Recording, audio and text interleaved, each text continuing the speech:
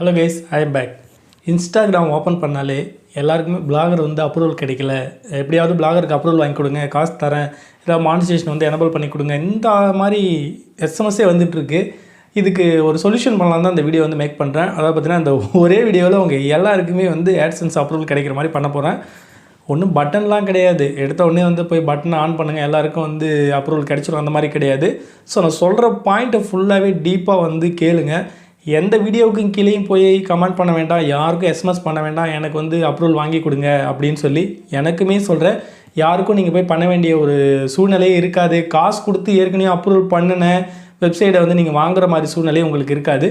So இந்த வீடியோவை டீப்பாக வாட்ச் பண்ணுங்கள், கொஞ்சம் சீரியஸாக வாட்ச் பண்ணுங்கள். ஃபஸ்ட்டு பார்த்தீங்கன்னா உங்கள் மனசில் பிளாகர் ஓப்பன் பண்ணணும் அப்படின்னா 2 கேட்டகரி இருக்குது. ஃபஸ்ட்டு பார்த்தீங்கன்னா யூடியூப் சேனல் வச்சுருக்கிறவங்க, அடுத்து பார்த்தீங்கன்னா படிச்சுட்டு இருக்கிறவங்க, யூடியூப் சேனல் இல்லாதவங்க, ஃபஸ்ட்டு பிளாகர் ஓப்பன் பண்ணணும் அப்படிங்கிற மாதிரி ஐடியாவில் இருக்கிறவங்க. ஸோ அது ஒரு பிரச்சனை கிடையாது. நீங்கள் பிளாகர் ஓப்பன் பண்ணணும்னு நினச்சிட்டிங்கனாலே ஃபஸ்ட்டு நீங்கள் எடுத்த உடனே காசு கொடுத்து யாரும் பண்ண மாட்டாங்க. ஏன்னா அதிகமாக நாலேஜ் இல்லை, நமக்கு தெரியாது. எடுத்த உடனே ஃப்ரீ பிளாட்ஃபார்ம் சூஸ் பண்ணோம், பிளாகரில் போய்ட்டு நம்ம ஒர்க் பண்ணோம், அப்புறமாட்டு காசு கொடுத்து நம்ம டொமைன் ஹோஸ்டிங் வாங்கிக்கலாம் அப்படின்னு இருக்கிற ஐடியா இருக்கும். இதில் என்னோடய சஜெக்ஷன் அதுதான். ஏன்னா ஃப்ரீ ஆஃப் காஸ்ட்டில் ஃபஸ்ட்டு நீங்கள் கற்றுக்குங்க. எவ்வளோ தவறு பண்ணாலும் அடிக்கடி புதுசாக பிளாகர் கிரியேட் பண்ண முடியும். அதில் ஏன் பண்ணிவிட்டு அதுக்கப்புறம் நம்ம சொந்த வெப்சைட் மேக் பண்ணியிருக்கலாம். இப்போ ஸோ இந்த 2 கேட்டகரியில் யார் வேணாலும் இருக்கலாம். ஸோ பிளாகர் ஓப்பன் பண்ணணும்னு நினச்சிட்டிங்க, பிளாகரில் அக்கௌண்ட்டு கிரியேட் பண்ணிட்டீங்க. ஸோ ஃபஸ்ட்டு நீங்கள் நீஷ் சூஸ் பண்ணிக்கணும்.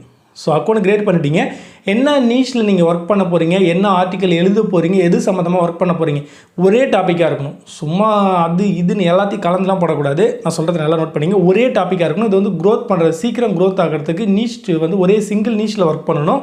இப்போ ஹெல்த் டிப்ஸ் போட்டால் ஹெல்த் டிப்ஸ் மட்டும் போடுங்க, நியூஸ் போட்டால் நியூஸ் மட்டும் போடுங்க. அதே மாதிரி மொபைல் ரிவ்யூ இந்த மாதிரி விஷயங்கள் பண்ணிங்கன்னா அது மட்டும், சமையல் குறிப்பாக எதுவாக இருக்கோ ஒரே நீஷில் ஒர்க் பண்ணுற மாதிரி ஒரு ஐடியா பண்ணிக்கிட்டு பண்ணுங்கள். அதுக்கப்புறம் என்ன பண்ணுறீங்கன்னா பிளாகர் கிரியேட் பண்ணுங்கள், அதுக்காக ஒரு லோகோ கிரியேட் பண்ணுங்கள், ஐகான். ஸோ அது எப்படி மேக் பண்ணுறதுன்னு சொல்லி நான் சொல்லியிருக்கேன், அந்த வீடியோ வாட்ச் பண்ணுங்கள், கிரியேட் பண்ணுங்கள். கரெக்டான ஒரு தீம்ஸ் சூஸ் பண்ணி அந்த தீம்ஸை கஸ்டமைஸ் பண்ணுங்கள். அந்த கஸ்டமைஸ் பண்ணுறதுக்கான ஆப்ஷனுமே நான் சொல்லியிருக்கிறேன். ஃப்ரீ ஆஃப் காஸ்ட்டில் எல்லாமே பண்ணலாம், அது எல்லாமே வீடியோ இருக்குது. கஸ்டமைஸ் பண்ணுங்கள். பிளாகரை ஃபஸ்ட்டு செட்டப் பண்ணுங்கள், அதில் கரெக்டான டிஸ்கிரிப்ஷன் கொடுங்க, அதுக்கு என்ன நேம் சூஸ் பண்ண போகிறீங்க, அந்த ஃபுல் செட்டிங்ஸ் வீடியோ பாருங்கள். அந்த ஃபுல் செட்டிங்ஸ் வீடியோவில் பார்த்தீங்கன்னா நான் ஐ பட்டனில் கொடுக்குறேன். பிளாகர் ஃபஸ்ட்டு அதை வாட்ச் பண்ணுங்கள்.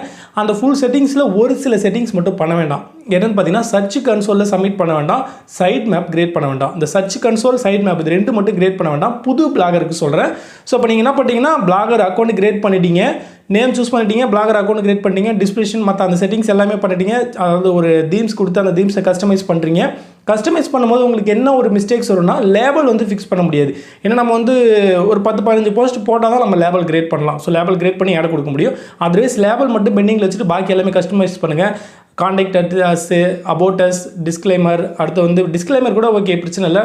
ப்ரைவசி பாலிசி, இதில் மெயின் விஷயம் ப்ரைவசி பாலிசி மேக் பண்ணும்போது நீங்கள் என்ன பண்ணணும்னா அதில் உள்ள டேர்ம்ஸ் அண்ட் கண்டிஷன்லாம் படித்து பார்த்து எஸ் ஆர் நோ கொடுக்கணும். ஏன்னா அதில் பார்த்தீங்கன்னா கூகுள் ஆட்சன்ஸ் வச்சு தான் மானிட்டைஸ் பண்ணுவேன், அதர் பிளாட்ஃபார்ம் பண்ண மாட்டேன், யூஸரோட குக்கீஸை நீங்கள் யூஸ் பண்ணிக்கலாம், அந்த மாதிரி விஷயம்லாம் கேட்கும். அதனால் டீப்பாக படித்து பார்த்துட்டு எஸ் ஆர் நோ கொடுங்க. அதில் நீங்கள் கரெக்டாக படித்து பார்க்காம எஸ் ஆர் நோ கொடுத்தா அது கூட நிறைய இஷ்யூ வரும்.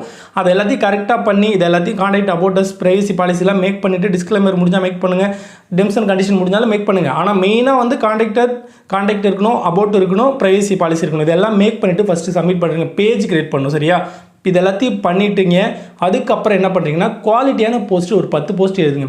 எத்தனை போஸ்ட் எழுதுனா நமக்கு அப்ரூவல் கிடைக்கும் அப்படிங்கிற ஒரு டவுட் எல்லாருக்குமே இருக்குது. குவாலிட்டியான போஸ்ட்டு ஒரே ஒரு போஸ்ட் அப்ரூவல் கிடைக்கும், அதுதான் உண்மை. நீங்கள் 100 போஸ்ட் எழுதினாலும் காப்பி பேஸ்ட் பண்ணாலும் கரெக்டாக எழுதலைனாலுமே உங்களுக்கு அப்ரூவல் கிடைக்காது. ஒரு 10லேருந்து ஒரு 15 போஸ்ட் எழுதுங்க. 15 போஸ்ட்டும் பப்ளிஷ் பண்ண வேண்டாம், ப்ராப்பராக எழுதி எல்லாமே டிராஃப்ட்டில் சேவ் பண்ணுவீங்க. ப்ராப்பராக எழுதுங்க, எழுதி டிராஃப்ட்டில் சேவ் பண்ணி வச்சுருங்க. சேவ் பண்ணி வச்சுட்டு அதில் மெயினாக நீங்கள் யூஸ் பண்ணுற இமேஜஸ் எல்லாமே கஸ்டமைஸ் பண்ணணும். அதை எப்படி கஸ்டமைஸ் பண்ணுறதுன்னு சொல்லிட்டு நான் வீடியோ கொடுத்துருக்கிறேன், டாப் ஐ பட்டனில் கொடுக்குறேன், வாட்ச் பண்ணுங்கள்.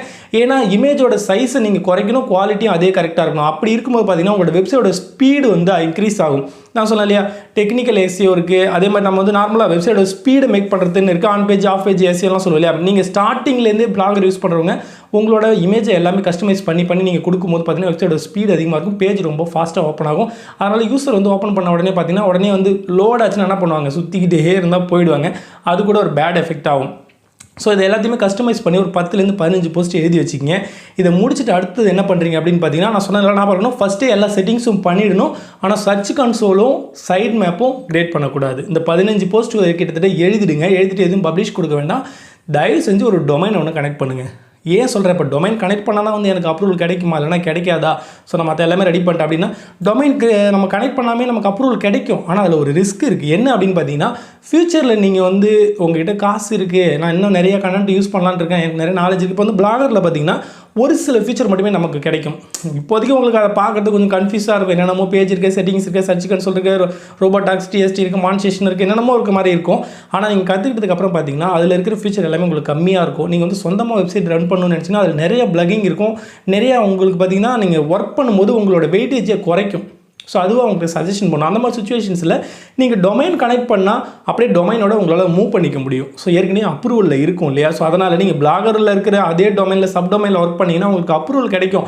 ஆனால் மூவ் பண்ண முடியாது. ஸோ உங்களோட போஸ்ட்டை மட்டும்தான் மூவ் பண்ணலாம், உங்களோட டொமைனை மூவ் பண்ண முடியாது. அதனால் ஒரு பிரச்சனை இருக்கும். ஏற்கனவே வந்து சப் டொமைனில் ஒர்க் பண்ணி அப்ரூவல் வாங்கினவங்க திரும்ப டொமைன் நம்ம கனெக்ட் பண்ணால் மறுபடியும் அவங்களுக்கு ரிவ்யூவில் போகும். இந்த மாதிரி பிரச்சனை இருக்குது. ஸோ எனிவேஸ் இதில் இன்னொரு விஷயம் பார்த்தீங்கன்னா, டொமைன் கனெக்ட் பண்ணால் கொஞ்சம் ஃபாஸ்ட்டாக அப்ரூவல் கிடைக்கும். இது என்னோட விஷயம். இது நான் ஓனாக வந்து என்னோட எக்ஸ்பீரியன்ஸு, என்னோட எக்ஸ்பெரிமெண்ட்டு.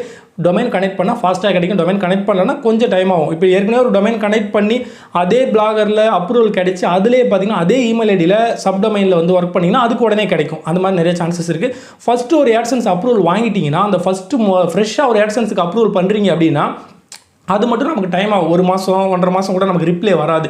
ஆனால் ஒரு AdSense அக்கௌண்ட்டில் நீங்கள் வந்து பார்த்தீங்கன்னா அதில் வந்து அப்ரூவல் வாங்கிட்டீங்கன்னா திரும்ப எத்தனை வெப்சைட் நீங்கள் பப்ளிஷ் அதில் வந்து சப்மிட் பண்ணாலும் பார்த்தீங்கன்னா உடனே 2 நாள் 3 நாளில் உங்களுக்கு ரிசல்ட் வந்துகிட்டே இருக்கும். ஸோ உங்களுக்கு அப்ரூவல் ஓகேனாலும் ஓகே ஆகிடும், இல்லைனாலும் உங்களுக்கு திரும்ப பார்த்தீங்கன்னா சம் இஷ்யூ இருக்குது, ஃபிக்ஸ் பண்ண சொல்லும். இதில் வந்து நீங்கள் காப்பி பேஸ்ட் எதுவும் பண்ணக்கூடாது. இன்னொரு விஷயம், நீங்கள் வந்து இந்த 15 போஸ்ட்டு இப்போ எழுதிட்டீங்க, டொமைன் கனெக்ட் பண்ணிட்டீங்க. டொமைன் கனெக்ட் பண்ணதுக்கு அப்புறமாட்டிங்க இந்த 15 போஸ்ட்டையும் பப்ளிஷ் கொடுக்குறீங்க.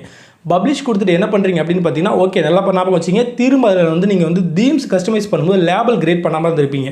அந்த லேபிளை எல்லாமே கிரியேட் பண்ணுறீங்க. இந்த லேபிள் என்ன பண்ணுறீங்கன்னா லைஃப்பில் ஒன் டைம் தான் நம்ம லேபிள் கிரியேட் பண்ணோம். அந்த லேபிளில் இப்போ பிளாக்னா பிளாக், டேப்லெட்டு, ஏர்னிங் டிப்ஸு, இப்போ ஹெல்த் டிப்ஸ்னு பார்த்தீங்கன்னா ஹெல்த்தில் நிறையா இருக்கு இல்லையா? ஒரு 3 கேட்டகரி தான். ஆனால் நீஷ் ஒன்று தான். ஹெல்த்தில் என்னென்ன கேட்டகரி இருக்கோ, ஸோ வயசானவங்க இருக்காங்க, சின்ன பசங்க இருக்காங்க, அந்த மாதிரி தகுந்த மாதிரி லேபிள் கிரியேட் பண்ணி அந்த லேபிளை ஃபிக்ஸ் பண்ணணும். சோஷியல் ஐக்கான் ரொம்ப முக்கியம். சோஷியல் ஐக்கான்னா என்ன? நம்மளோட ட்விட்டர், இன்ஸ்டாகிராம், கூகுள் ப்ளஸ் வந்து பார்த்திங்கன்னா இப்போ எடுத்துட்டாங்க, அது கிடையாது. Instagram, Twitter, Facebook page. நீங்கள் என்ன பண்ணணும்னா எந்த AdSense வச்சுருக்கீங்க, ஸோ எதில் இப்போ AdSenseல அப்ளை பண்ண போகிறீங்கன்னா அதில் ஃப்ரெஷ்ஷாக கிரியேட் பண்ணுங்கள். ஒரு பேஜுக்கு ஃப்ரெஷ்ஷாக கிரியேட் பண்ணுங்கள். அப்போ ஒரே AdSenseல தான் நான் வந்து அப்ளை பண்ண போகிறேன் அப்படி என்ன பண்ணுறீங்கன்னா ஏற்கனவே இருக்க பேஜை எடுத்து கொடுக்கலாம், ஒன்றும் பிரச்சனை கிடையாது. ஆனால் நான் இப்போ ஏற்கனவே எனக்கு ஒரு அப்ரூவல் ஆன சைட் இருக்குது, நான் இன்னொரு சைட்டு புதுசாக ஓப்பன் பண்ணி புதுசாக AdSenseல கனெக்ட் பண்ண போகிறேன்னா அதுக்குன்னு தனியாக பேஜ் கிரியேட் பண்ணுங்கள். அதில் இருக்கிற அதே வந்து இன்ஸ்டாகிராமு, ஃபேஸ்புக் அக்கௌண்ட்டை கொடுத்தீங்கன்னா ஈஸியாக வந்து அவங்க கண்டுபிடிச்சிருவாங்க நம்மளோட அக்கௌண்ட் தான் சொல்லி நமக்கு ஒரு மெசேஜ் வரும். எனக்கு கூட மெசேஜ் வந்திருக்கு, திரும்ப நான் தான் நீங்களா இல்லையா அப்படின்னு சொல்லி ஃபைண்ட் அவுட் பண்ணிருக்காங்க அப்படிம்பாங்க. எஸ்ஆர் நோ கேட்கும். நீங்கள் ஃப்ரெஷ்ஷாக ஒன்று கிரியேட் பண்ணுங்கள். காசு கொடுத்தா வாங்க போகிறோம் அது கிடையாது. ஃப்ரெஷ்ஷாக கிரியேட் பண்ணுங்கள். சோஷியல் ஐக்கான எல்லாமே ஆட் கொடுங்க. ஆட் கொடுத்துட்டு 15 போஸ்ட்டு எழுதி பப்ளிஷ் பண்ணதுக்கப்புறம் பார்த்தீங்கன்னா நீங்கள் என்ன பண்ணுறீங்கன்னா, இது வந்து ரோபோடாக்ஸ் டிஎஸ்டி ஃபைல் இருக்கும் இல்லையா, அதான் பார்த்தீங்கன்னா சைட் மேப் ஜெனரேட் பண்ணி சப்மிட் கொடுங்க. சைட் மேப் சப்மிட் கொடுத்துட்டு அதுக்கப்புறமாட்டு கூகுள் சர்ச் கன்சோலில் சப்மிட் பண்ணுங்கள். ஆல்ரெடி பார்த்தீங்கன்னா அதுக்கப்புறம் கூகுள் அனலிட்டிக்ஸ் இருக்குது. இது எல்லாமே இந்த ஃபுல் செட்டிங்ஸை பார்த்து பண்ணுங்கள்.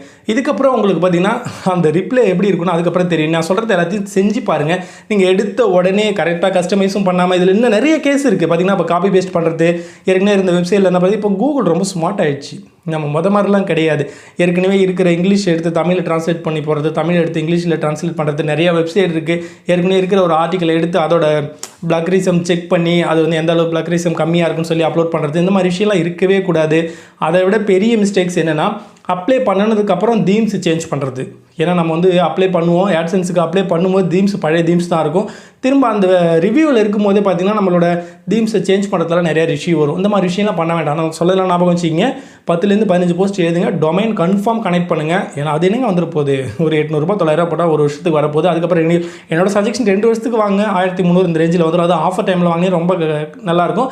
.com.in இது வாங்க பெஸ்ட்டாக. என்னோட சஜஷன் .com பெஸ்ட்டாக இருக்கும். .com ஃபுல்லாக வேல்டுலாம். ஏன்னா நீங்கள் வாங்கணும் முடிவு பண்ணதுக்கப்புறம் .inலாம் வாங்க வேண்டாம். இந்தியாவை மட்டும் டார்கெட் பண்ணி நீங்கள் போஸ்ட் எழுதுறீங்க அப்படின்னா .in வாங்க பெஸ்ட்டாக இருக்கும். பட் ஃபுல்லாகவே நான் வந்து எல்லாமே வேர்ல்டு ஃபுல்லாக டார்கெட் பண்ணுறேன் அப்படின்னா .com வாங்க. இது என்னோட சஜஷன். பட் உங்களோட ஒப்பீனியன் என்னவோ அதை பண்ணுங்கள். இது எல்லாத்தையும் பண்ணுங்கள். காப்பி பேஸ்ட் வேணாம், ஓன் கண்டென்ட்டாக இருக்கணும். கண்டென்ட் பார்த்தீங்கன்னா கண்டென்ட் எழுதும் போது 2 லைனுக்கு மேலே எழுதாதீங்க. அது வந்து யூஸர் நான் நிறைய பேரை பார்த்துருக்கேன். எனக்கு வெப்சைட் லிங்க்லாம் ஷேர் பண்ணுவாங்க. அப்படியே அடுக்கடுக்கடுக்கட அடிக்கிட்டே போகிறாங்க. அதெல்லாம் படிக்கவே மாட்டாங்க. யாரும் பார்த்த உடனே வந்து எப்படியும் அவங்களோட மைண்ட் அப்செட் ஆகிடும். ஒரு சில லெட்டர்லாம் போல்டு பண்ணுங்கள்.